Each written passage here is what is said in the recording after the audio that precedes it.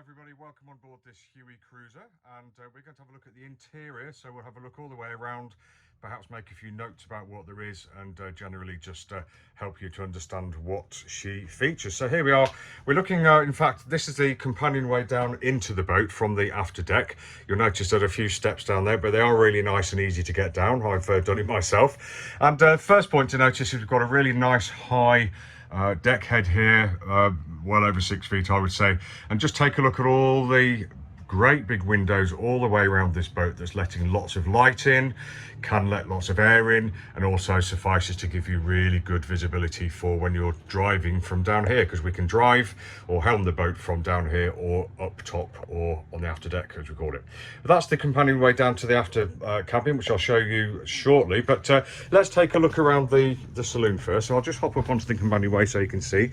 We've got a clock and a barometer there, and we've got a nice L-shaped sofa unit there, looks nice and comfortable. And when you're sitting there, you're going to have these really lovely views out of those windows that other types of boats, the normal yachts, etc., just aren't going to have. So that's really, really nice. And you'll notice all the space here. I'm not quite sure what I'll do with that. There's loads of space. There's room for more seating. There's room for a table, etc.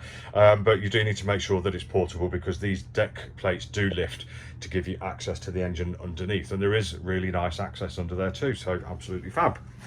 So let's move forwards.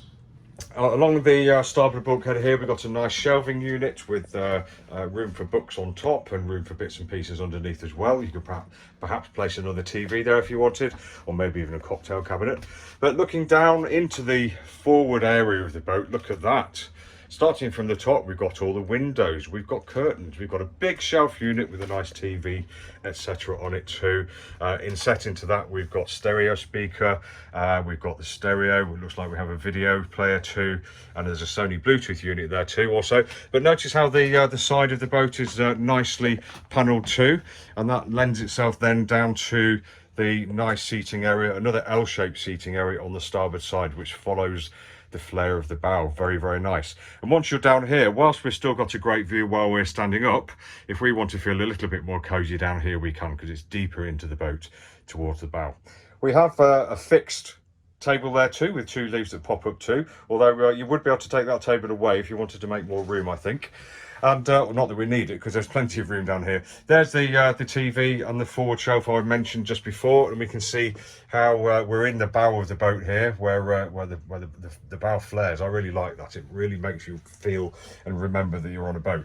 But let's look aft, and we'll have a quick look at the galley. There we go. So we've got drawers, we've got cupboards, we've got a fridge hidden in there too, and we've also got, for a boat, a lovely big work surface and a sink and 3-burner cooker there lurking in the background. You might notice we've got 2 40-volt sockets here too. We've got a tiled finish, etc. Not much in the way of shelves, etc. along the back, but that really gives this boat a really nice kind of open plan and I think uncluttered feel. So very nice. So we're just looking aft here, so we can see through from the saloon a couple of steps up to the deck saloon or the upper saloon, and there's the companionway up and the companionway down to the aft cabin, where we'll go in one moment. But first, before we do that, let's just doff our caps to the helm position. So this is where you might be standing in the rain, as opposed to when it's all lovely and sunny and you're up top sunning yourself on the helm up there. Nice wheel steering. We've got the throttle down here too. We've got the bow thruster controls, radio, compass, Magellan GPS unit, elapsed time, engine start stop, engine speed, battery voltage, engine temperature, etc, etc. Everything that you basically need to be able to drive this boat in safety around here. And you have got a great view, so if you're steering in here, you can see really well out the front, and you can see really well out of the sides and the back too. So yeah, very, very nicely designed. I'm impressed. Nice big windows again down the side. These open, look, so we've got sliding window there by the looks of it, so we should be able to get lots of airflow through here.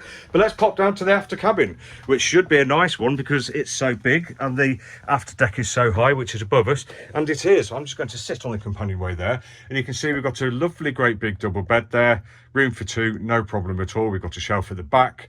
We've got windows all the way around, so we're feeling nice and light down here. It is a little bit low, so a bit of a stoop when you get in here, but generally you're only going to be going in here to get ready for bed anyway, so I don't think that's a huge problem.